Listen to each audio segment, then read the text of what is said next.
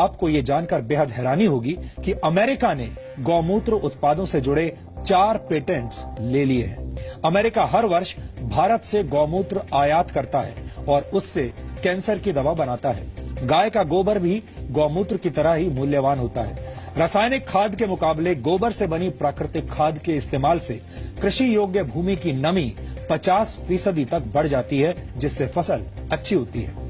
गाय के गोबर से बनी बायोगैस अमेरिका और जर्मनी जैसे देशों में गाड़ियों के ईंधन के तौर पर इस्तेमाल हो रही है और मशहूर कार निर्माता कंपनी टोयोटा गाय के गोबर से हाइड्रोजन फ्यूल बनाने की तकनीक पर भी इस वक्त काम कर रही है।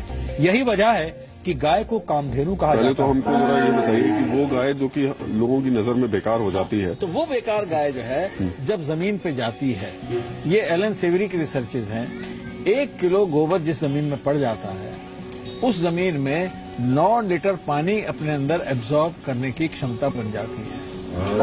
और जब आप ये इमेजिन करिए कि वहां पे एक गाय 8-10 किलो गोबर छोड़ रही है, तो 100 लीटर पानी उस सॉइल के अंदर मॉइस्चर की तरह से एब्जॉर्ब रहेगा। और अगर साल ऐसा होगा तो इरिगेशन वाटर की तो जरूरत ही नहीं पड़ेगी। गौमूत्र भी हमने काफी 10 रुपये लीटर भी लगाए तो अभी 5 लीटर 50 के हिसाब में 8-10 हजार बीने का तो एक गाय आराम से आपको गोबर मूत्र दे सकती है।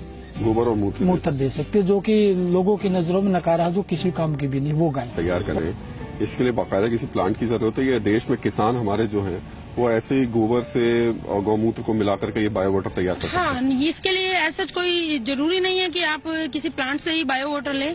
आप अपना गोबर और गौमूत्र गाय का ले सकते हैं और उसमें आप बैक्टीरिया कल्चर करके और अपनी खेती कर सकते हैं। फायदा कितना मिल जाएगा इससे? फिर खेती पर असर कितना पड़ जाएगा? खेती में प्रोडक्शन अच्छी हो रही है, डाउन नहीं आ रही है। क्वालिटी केमिकल से जायज सी बात है, बहुत अच्छी है, क्योंकि उसमें कोई केमिकल नहीं है। 180 मिलियन कैटल हेड्स हैं इंडिया में, और उनसे अगर हम बायोगैस के रूट के थ्रू जाएं तो उसमें कम से कम 85 million standard cubic metre per day gas निकलेगी।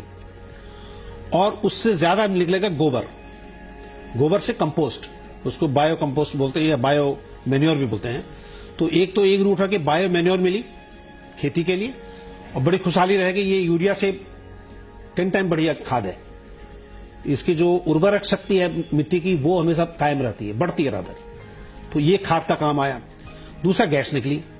तो ये गैस जो आपको बता रहा था कि अगर गैस निकाला जाए तो ये पूरे भारतवर्ष की जितनी भी गाड़ियां हैं, चाहे वो ट्रक हों, बसेज हों और वो गाड़ियां हों, वो इस गैस पर चल सकती है। कैंसर और HIV, हेपेटाइटिस बी, आरपी अल्सर जैसे हमारे 99% रिजल्ट है।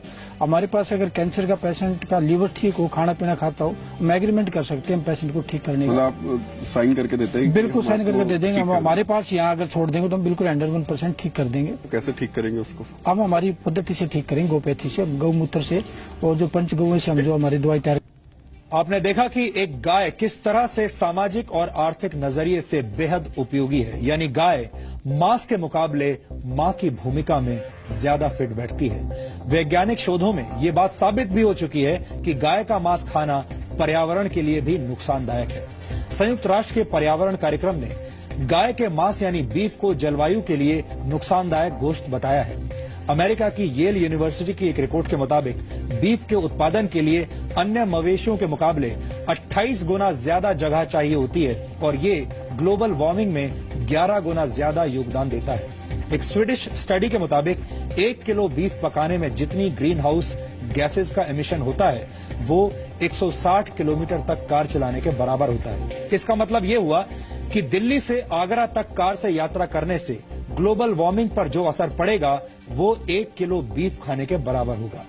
बीफ उत्पादन जल संरक्षण के लिहाज से भी खराब है, क्योंकि गेहूं और चावल जैसी मुख्य फसलों के मुकाबले बीफ के लिए पशुपालन में करीब 10 गुना ज्यादा पानी लगता है।